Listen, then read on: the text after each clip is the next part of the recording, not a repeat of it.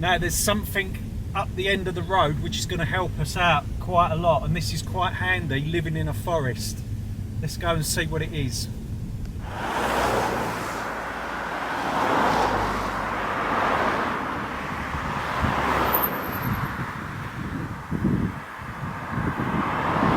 So we've parked in a safe space. Let's try and recover what we've found.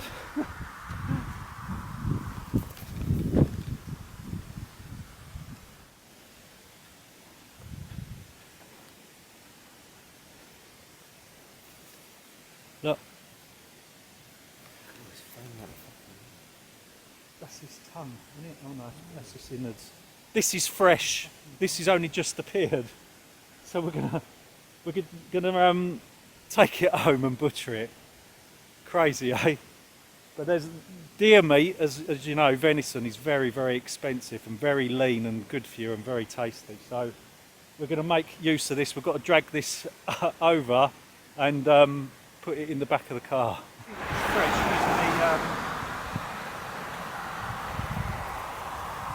His eyes have not even been eaten yet by the crows. That's how fresh it is. Oh, where's someone sees First thing to go, his eyes. Debbie? I think it's a girl. It's a girl deer as well.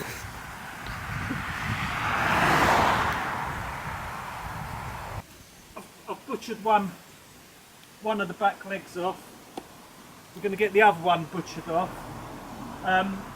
It seems to have had like some sort of frontal injury.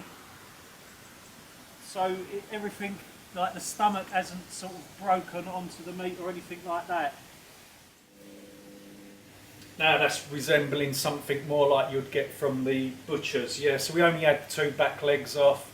The rest of the deer has been dragged into the forest to help feed other wild animals, I suppose, like foxes and stuff like that. Right, I'm going to get this cut up. I'm going to use some of it to make some lovely venison pies, but I'm also going to get my mincer out and mince it up so we can make bolognese and stuff like that. This meat is so lean, it's unbelievable. Doing things like this is why the cost of living crisis is not affecting us that much. We're not relying too heavily on the system. The system that is really showing signs of cracks. So we've got 5 deep tubs of venison there. Listen to this, right? So Sophie comes over from her caravan, because she lives over the caravan there.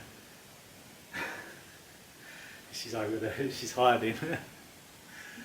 And she said, "What's that you got?" I said, it's venison. She goes, "Oh, they sell that at work." So this person says, "Oh, is it deer there?" And she says, "No, it's venison." Oh, you couldn't make it up, eh? What you meant to say was, is it expensive? Look.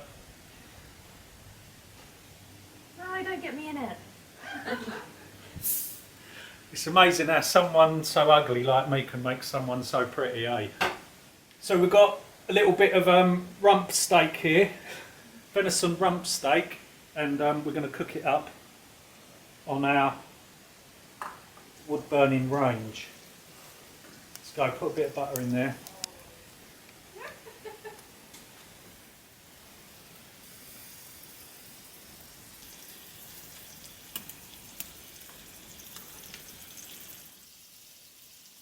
It smells nice.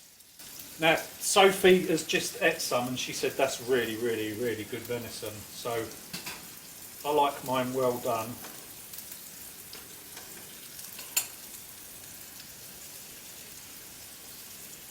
Is it tender? Yeah. Oh yeah.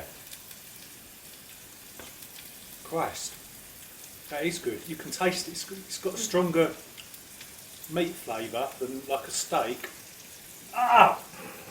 Just dropped it on the floor. I'm going to wash that under the tap. Get the cat's hairs off. Oh no, I can't believe that. Oh, it is strong. I must admit it's strong in taste, but it's not a horrible taste.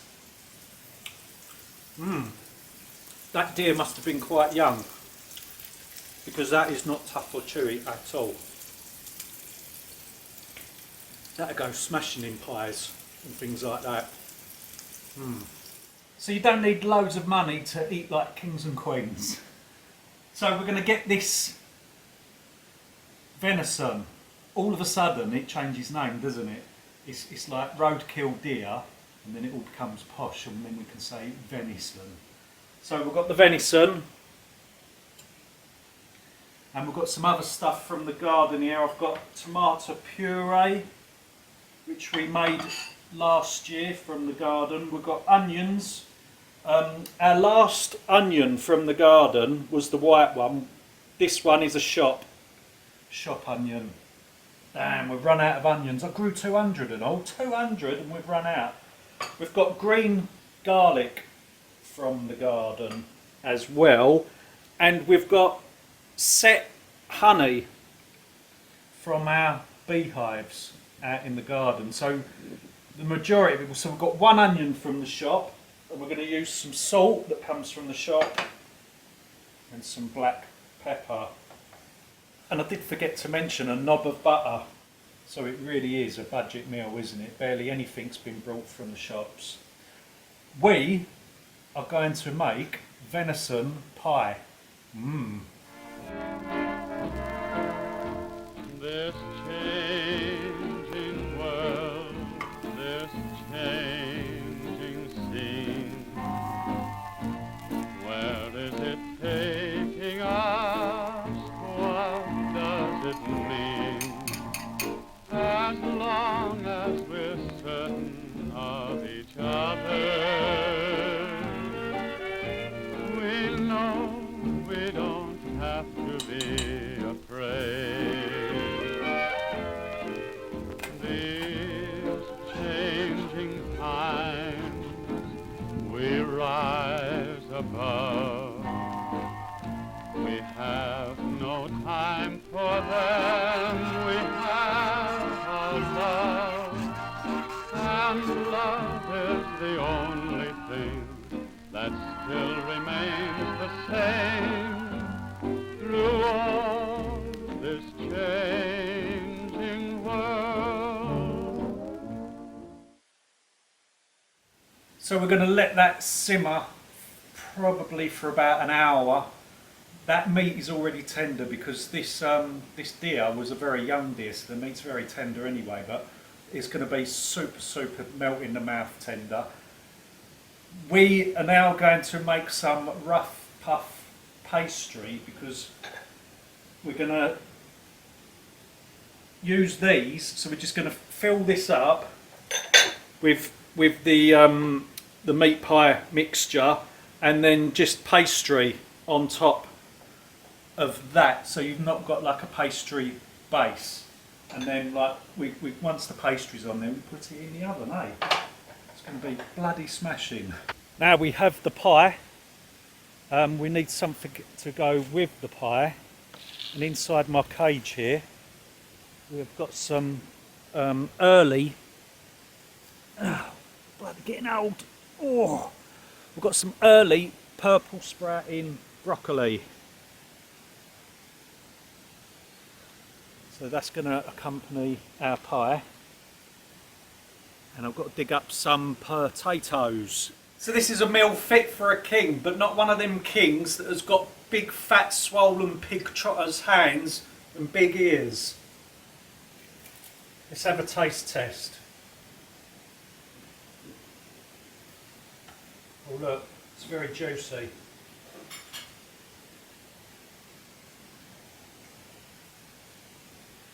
What does it taste like? It tastes like fucking shit.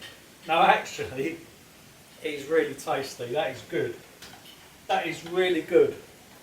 For roadkill and a very cheap meal. That is beautiful. Now, we live in an area that is run by the Forestry Commission.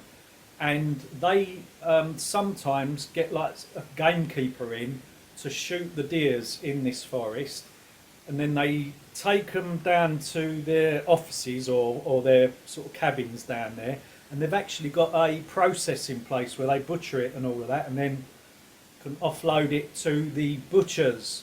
Now that deer at the top of the road, we passed there and it wasn't there, and then on the way home, which we'd only been out for a little while, it was dead on the side, and we knew it had been hit by a car.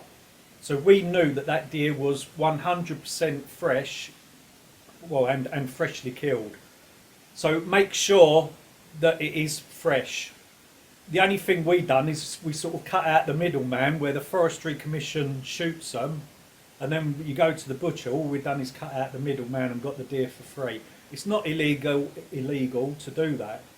So I hope that video has inspired you to think outside of the box during this cost of living crisis, and just think of ways of how to avoid paying out all of that money for food in the shops. If you live in an area where there's parks and open space, you can also learn foraging, like food for free. There's plenty of books out there that can help you find food for free and forage. If you're going to pick mushrooms though, make sure you've got an expert with you, don't kill yourself. Now, one other thing, I think I need to apologise, don't I, for that bad comment about the king. Yes, well, for one, we shouldn't really mock the inflicted, and secondly, it's not really his fault that he's that inbred, is it? So, thanks for popping by, keep safe and well, and good luck during this crisis.